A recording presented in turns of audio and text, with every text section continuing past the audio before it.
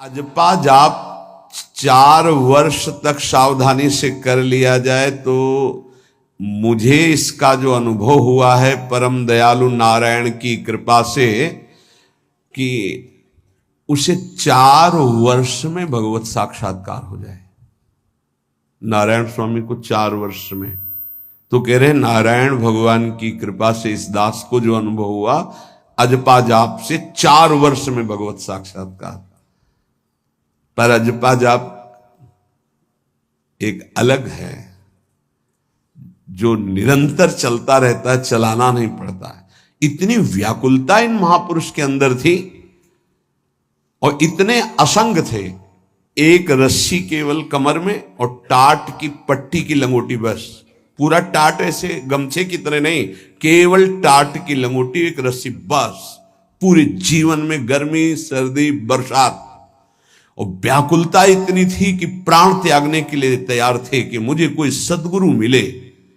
जब देखा कि उनके अनुकूल भाव नहीं बैठ रहा है तो हिमालय में पहाड़ी पे चढ़ के गिरने ही वाले थे अपने शरीर को नष्ट करने। कितनी बड़ी मुमुक्षुता। उसी समय पीछे से किसी ने पकड़ा और कहा, मंत्र ही तो चाहते हो ना, नारायण नारायण नारायण यही जपो, असंग रहो, असंग रहो, नारायण नारायण जपो। वो औरों की असंगता की बात जाने दो, शरीर से भी असंग हो गए।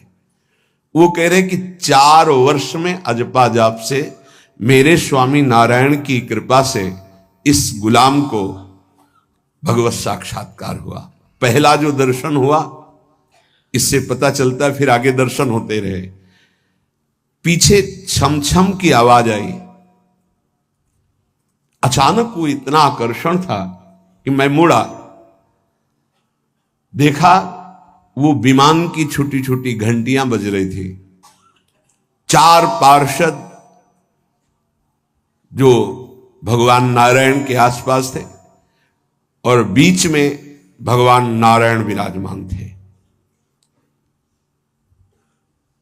विमान नीचे उतरा, जो ही हमने देखा साष्टांग दंडवत किया, निहाल हो गए। मेरे स्वामी नारायण, जो नाम जप करोगे भगवान वही रूप का अनुभव कराएंगे। उन्होंने कहा, अब तुम्हारा जीवन कर्तव्य पूर्ण हो गया, अब तुम्हारे लिए कोई कर्तव्य नहीं। बद्रिकाश्रम चले जाओ और वहां बस मेरा भजन करते रहो, तुम्हारा काम पूरा हो चुका है। इस साधन से मैं कृतकृत्य हो गया, अजपा जाप से। ये अजपा जाप सब कोई कर सकता है, पर इसमें ये नियम है, वाणी से सत्य बोलना। अजपा जाप उसी का चलेगा, सत्य बोलने वाले का। ये जब उतरे हैं भगवत मार्ग में तो झूठ काहे को बोले भाई, काहे को झूठ बोले। लेकिन झूठ का तो ऐसा राज्य हो चुका है जबान पे, मतलब समझे में नहीं आता कि हम झूठ बोल रहे। और झूठ में कलयुग का वास है, असत्य, इसमें कलयुग का वास है। इसीलिए प्रायः सबकी वाणी से झूठ निकलता है। झूठे ही लेना, झूठे ही देना, झूठे ही भोजन, झूठ चबेना। तो कम से कम और भूले तो भूलो तुम जिन भूलो मालाधारी। अरे भगवत पार्षद, तुम क्यों भूल रहे हो कि तुम सत्य स्वरूप भगवान की आराधना करते हो। प्रेम पूर्वक जप करना, समदर्शित्व भाव लाना।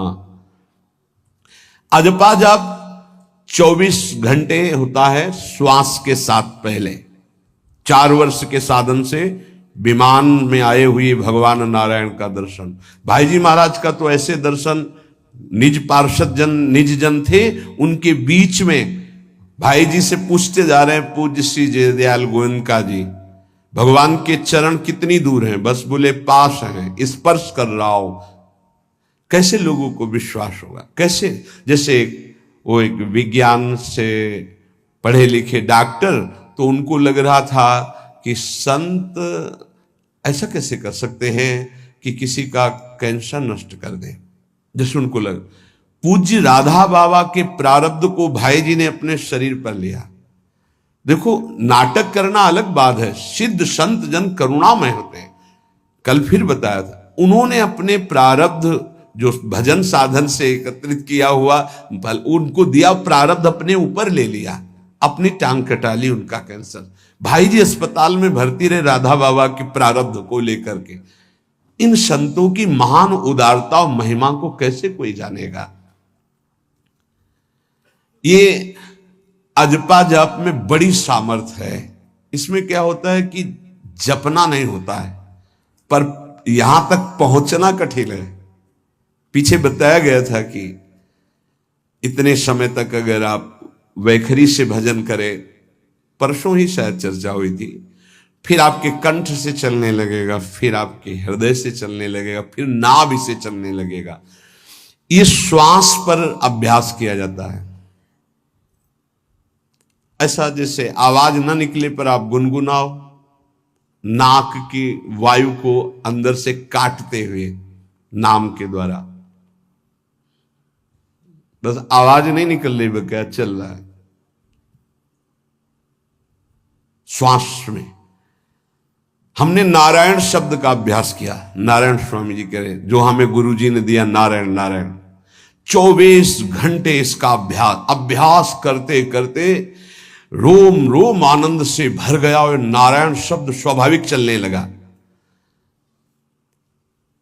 अजपा जाप बहुत जल्दी भगवत साक्षात्कार कराता है। करता नहीं रहता जाप का, और जाप होता है। भोरी सखी जी ने भी कहा, नाम श्वास दो बिलक चलत है, इनको भेद नमो को भावे, श्वास ही नाम नाम ही श्वासा, नाम श्वास को भेद मिटा। बहुत जो चाहोगे प्राप्त हो जाएगा। ये रुपया पैसा संसार की भोग सामग्री, ये तो तुम्हें कोई देगा भी तो तुम्हारी इच्छा नहीं होगी, आसक्ति नहीं होगी इनकी तरफ। ब्रह्मादि के भोग सब विषम लागत ताई, नारायण ब्रज चंद की लगन लगी है जाई। अजपा जाप को निरंतर चलाने के लिए एकांत में भगवान की कुछ स्तोत्र और प्रार्थना है, उनको गाइए और रोइए, प्रभु से प्रार्थना कीजिए। क्या मुझे अजपा जाप दे दीजिए, निरंतर भजन दे दीजिए, वो दे देंगे। हमने संतों से सुना है कि भगवान भजन मांगने की बात को बड़ी जल्दी पूरी करते हैं, कि मुझे अखंड भजन दे दीजिए, हृदय से जब चाहोगे तब। वो अंतर्यामी है, वो आपके अंदर बैठे देख रहे हैं। भगवान मुझे भजन दे दिए, और आपके चल रहा विविध भोगों की, तो पहले उन भोगों को नष्ट करेंगे या पूर्ण कराएंगे, तब आखिरी बातें आएगी। जब विभीषण जी श्री भगवान के सन्मुख गए, तो भगवान ने सबसे पहली बात पूर्ण की, जो लंका में चलते समय भाव आया था, कि भगवान के चरणों का आश्रय लेकर उनके बाहुबल से इस रावण का विनाश करके जिस सिंहासन पर बैठकर इसने लात मारी, यहीं बैठूंगा आके। पहला काम किया, समुद्र का जल मंगाकर लंकाधिपति पद पर अभिषिक्त कर दिया। और लंकेश कह के उन्होंने कहा कि प्रभु उर्कछु प्रथम वासना रही, प्रभुपद प्रीति सरित सो वही। प्रभु आपके चरणों के दर्शन से कोई कामना नहीं। तो भगवान कहते नहीं, पहले कामना की थी उसकी पूर्ति ले।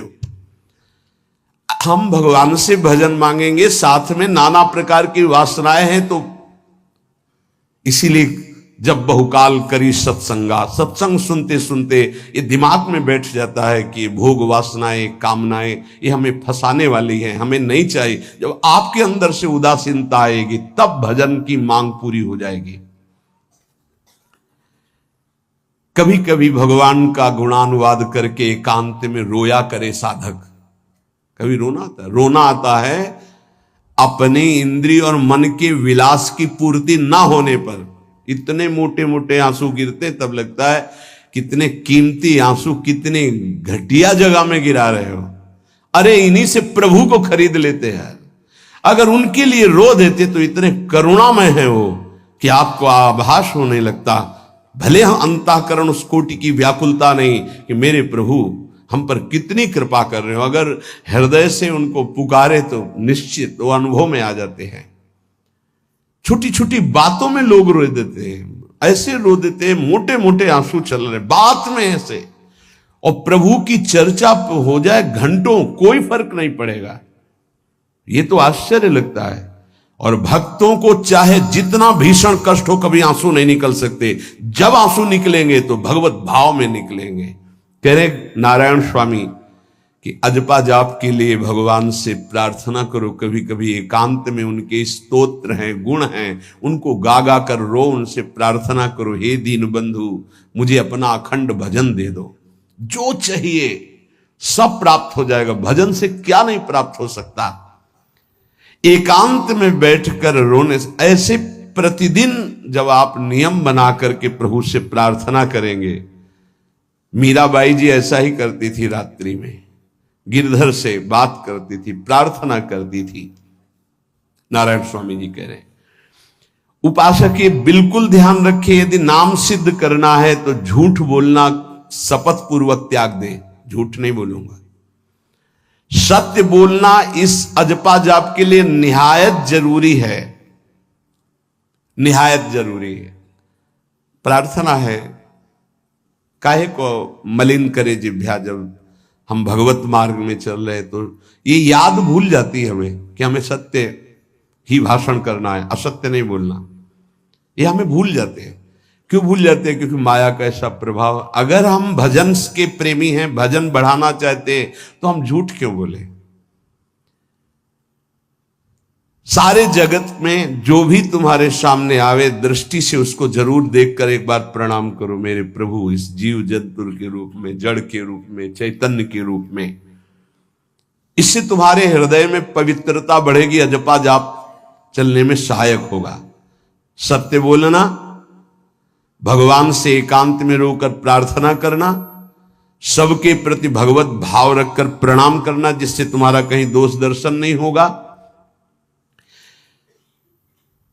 किसी के मन को दुखाने वाली कभी बात न कहे, किसी को दुर्वचन न कहे, किसी का वैर भाव अपने हृदय में स्वीकार न करे।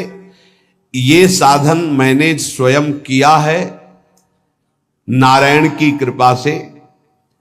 इस दास को वेदांत का भी पूरा ज्ञान है और भक्ति मार्ग का भी, दोनों का आखिरी भाव समदर्शिता है, चाहे भक्ति से चाहे ज्ञान से। सब में ब्रह्म देखना, सब में वासुदेव देखना, सब में इष्ट देखना। भक्ति विषय में भजन और ज्ञान विषय में नारायण, ये दोनों बात भक्त में होनी चाहिए। भक्ति का प्रथम और अंतिम विश्राम भजन, हर समय भजन चलना, और आंतरिक ज्ञान का विषय सब में हमारे इष्ट देव। ये दो बातें जरूर होनी चाहिए परिपक्व भजनानंदी होने के लिए। अगर भगवान की प्राप्ति करनी है तो ये दो बातें बड़ी जोर की है, भजन निरंतर और जिसके भी सानिध्य में आए उसमें भगवत भाव करना। मेरे नारायण ने मुझसे कहा, वो फरमाया कि उनके पीछे पीछे मैं चलता हूं जो मेरे ऐसे भजन करने वाले भक्त होते हैं। और श्री कृष्ण चंद्र जी ने दयालुता में भागवत में कहा, अनुब्रजाम में हम नित्यम पुयत्यंगुरेण भी। मुझे बहुत रोना आता है बात सुन करके कि दास की चरण रज के लिए स्वामी पीछे पीछे डोलता है। किस भक्त के पीछे? जो दो बातें यहां कही, जो निरंतर नाम जप करता है और सब में भगवत भाव रखता है, तो भगवान नारायण ने नारायण स्वामी से कहा कि मैं उसके पीछे पीछे डोलता हूं कि उसकी चरण रज मेरे ऊपर पड़ जाए। और भगवान श्री कृष्ण चंद्र जी ने कहा, निरपेक्षम मुनिम शांतम निर्वैरम समदर्शनम। निरपेक्ष जो किसी की अपेक्षा नहीं रखते, किसी से कोई संबंध नहीं, स्वार्थ का। मुनिम जो निरंतर मंत्र का, नाम का मनन करते रहते हैं। शांतम, हर द्वंद्व की प्रहार स्थिति में वो शांत रहते, विचलित नहीं होते। निर्वैरम, कोई उनसे वैर करे तो भी वो उससे वैर नहीं करते। और समदर्शी, सब में अपने इष्ट को देखते। ऐसे संतों के पीछे में भगवान कहते उनकी चरण रज लेने के लिए हर समय पीछे पीछे रहता हूं।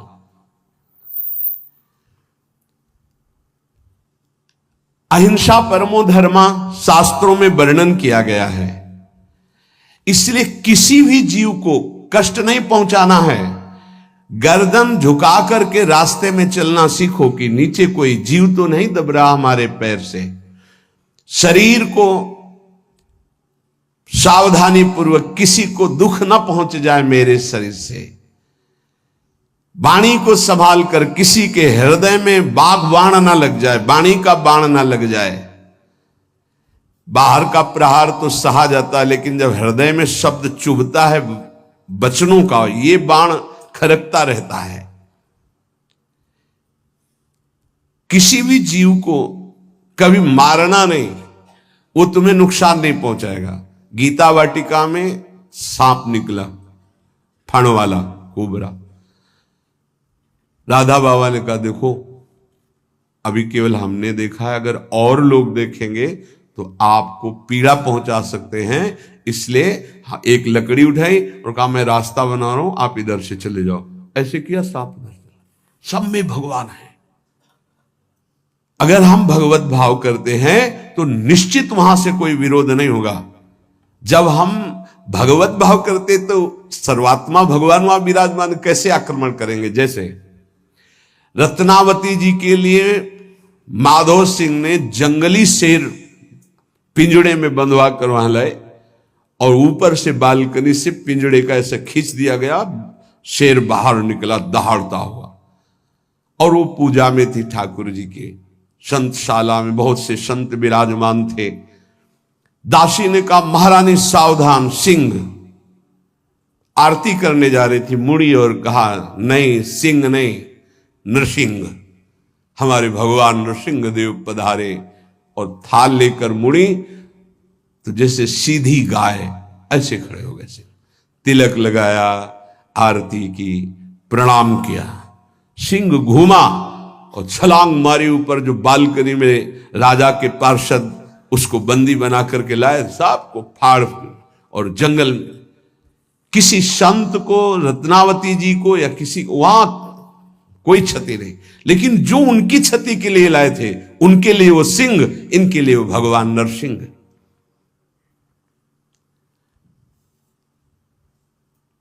यथा योग्य दूसरे की सहायता करना, ये अपने भजन को बढ़ाने के लिए अत्यंत आवश्यक है। नारायण स्वामी जी कहते हैं साधु क्या सहायता करेगा। मान लो जो अकिंचन है वो क्या सहायता करेगा।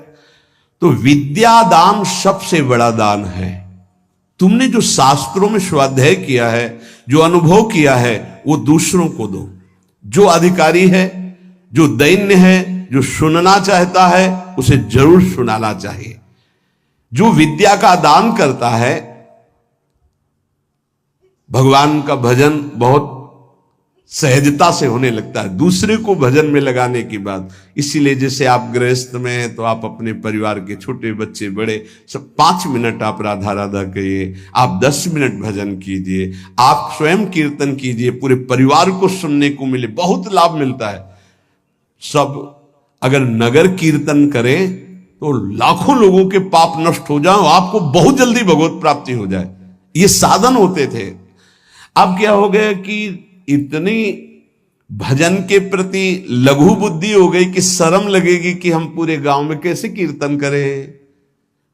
जो शर्म लगने वाली बातें, उनमें शर्म नहीं, नाम जप में शर्म लगेगी कि हम 10 लोग मिलकर नगर कीर्तन करें।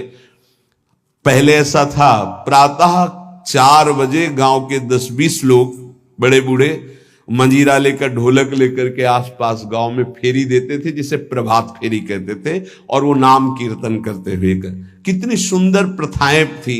शाम के समय रामायण या भागवत की कथाएं, कोई जो पढ़ा लिखा है वो सुना रहा है, 10, 20, 50 ऐसे आसपास के घरों के लोग बैठकर भगवान की चर्चा सुन रहे हैं। ये जरूर करना चाहिए, जो भजन के लिए बहुत उत्साह बढ़ता है।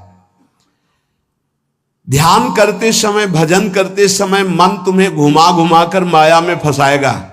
नारायण स्वामी का अनुभव, तुम्हें उसको घुमा घुमा के भजन में लाना है, ये युद्ध करना है। मन ने जो मांगा वही हम देने के लिए तैयार हो जाते हैं। ध्रुवदास जी कहते हैं, मन अब तक तूने जो कहा मैंने किया, मैं जो कहता हूं तुम्हें करना पड़ेगा। थोड़ा तो हिम्मत लाओ मन से लड़ने के लिए, और किसी से लड़ने की जरूरत नहीं। मन को जीत गए तो सच्चे गुरु बन जाओगे। मन को जिसने चेला बना लिया वही सच्चा गुरु। नहीं, मन के सब चेला हैं, कोई बिरला ऐसा है जो मन को अपने शिष्य बना ले। बहुत ध्यान दीजिए, लाखों बार प्रश्न आते हैं ये। मन जब तुम भजन में बैठोगे तो घुमा घुमा कर माया में मारेगा, आपको वहीं गिराएगा। तुमको ये करना है कि उसे घुमा घुमा कर नाम में लाना है। चल राधा राधा राधा, तेरी एक बात नहीं सुनेंगे। इस साधन के करने से मन की शक्ति जो विषय भोगों में फंसाने वाली है वो कम हो जाती है। ध्यान दीजिए, बड़े अनुभवी महात्मा है नारायण स्वामी। बार बार जब आप अपने मन को संसार की तरफ जाते हुए से घसीट कर नाम में लाएंगे तो वो कमजोर पड़ जाएगा और वो तुम्हारे अधीन होने लगेगा। मन जिसने अधीन कर लिया वो साक्षात भगवत स्वरूप हो जाता है। मन मारिया तन बस में की ना, हुआ भरम सब दूर। बाहर से कछ दिखत नाही, अंदर चमके नूर। आपो त्याग जगत में बैठे, नहीं किसी से काम। उनमें तू कछु अंतर नाही, संत कहो चाहे राम। वो भगवान का स्वरूप हो जाते हैं। मन की प्रत्येक स्फुरणा पर ध्यान रहे, वो तुम्हें संसार की तरफ घुमा घुमा कर मारेगा, तुम्हें घुमा के नाम में लाना है। ये साधन तुम्हें अजपा जाप में स्थित करेगा। मन रूपी दर्पण को साफ करना है। जो जो वासना आवे उस वासना को नहीं भोगना है। इससे मन रूपी दर्पण साफ हो जाएगा। जैसे जैसे तुम वासनाओं को भोगते हो वैसे वैसे मन के ऊपर परत चढ़ती चली जाती है मल की, और जैसे जैसे तुम वासनाओं को नहीं भोगते हो तो मन निर्वासनिक होता जाता है। भोगने से सुख नहीं मिलेगा, ना भोगने से सुख मिलेगा। भोगने से शांति नहीं मिलेगी, ना भोगने से शांति मिलेगी। त्यागात् शांतिरंतरम। अब बहुत बुरा बैठ गया है ये हमारे हृदय में कि हमारे मन में जो आए वो भोग मिल जाए, हम सुखी। बड़ी कृपा। बोले जब से भजन शुरू किया बड़ा चमत्कार, जो चाहते हो जाता है। दुर्भाग्य, ये कोई सौभाग्य है? जो मन चाहे वो पूर्ण हो जाए सौभाग्य नहीं है। फिर वो तुमको अधीन करके जो तुम नहीं चाहोगे वो भी करवा लेगा। सौभाग्य है कि मन जो चाहता है वो हम नहीं करते। जो शास्त्र में लिखा है गुरु आज्ञा, वही मन की बात मानते हैं। अभ्यास करते करते वासनाएं कम होने लगती, फिर वासनाएं नष्ट हो जाती, फिर स्फुरणा ही नहीं होती, अजपा जाप प्रारंभ हो जाता है। विक्षेप यही वासनाएं पहुंचा रही भजन में। भजन से जो महासुख मिलता है तुम्हें कैसे बताऊं। नारायण स्वामी कह रहे हैं मन को वश में करने पर जो सुख मिलता है वो ब्रह्मा को भी सुख नहीं है। अब आप सोच लीजिए, मन के अधीन होने पर दुर्गति तो सब देख रहे हैं, लेकिन मन को वश में करने पर जो सुख है वो परमेष्ठी पद ब्रह्मा में भी नहीं है। इसीलिए भक्त कहता है न पारमेष्ठ्यम न महेंद्र धिष्णम, नहीं चाहिए देवराज इंद्र का पद या ब्रह्मा का पद। ऐसा सुख स्वयं मिल गया क्योंकि मन अधीन हो गया। इसलिए इस दास ने स्वामी नारायण की कृपा से इस मन को अधीन किया। नेत्रों से जलधारा बहने लगी और हर समय नारायण की छवि नेत्रों में बस गई और जिह्वा ने प्रबल रूप धारण कर लिया। नारायण नारायण नारायण नारायण।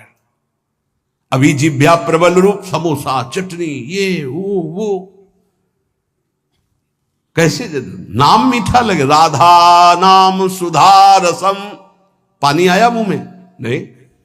राधा नाम सुधा रसम, पानी आया मुंह में? नहीं आया। वह भी गरम गरम समोसा चटनी ये या अमुक चीज या अमुक, मुंह में पानी आ जाएगा क्योंकि हमारी जिह्वा का स्वाद बिगड़ गया। बोले हमारी जिह्वा प्रबल हो गई। किस बात में? रुकी नहीं रही। राधा राधा राधा राधा, जैसे राधा बाबा की। नारायण स्वामी जी कह रहे नारायण नारायण नारायण। हमने इसको कैसे वश में किया? बाजार में जाता मिठाई की दुकान के सामने खड़े होता और जो सब चीज दिखाता और फिर कहता नारायण नारायण नारायण, कुछ नहीं मिलेगा। चलो फल की दुकान में जाता, जगह जगह इसको हर चीज दिखाया, कुछ नहीं दिया। ये हमको जलाया, वो हम नारायण नारायण के द्वारा इसको शांत किया। माया ने हर चीज मंगवाकर हमारे सामने रखी पर नहीं खाया।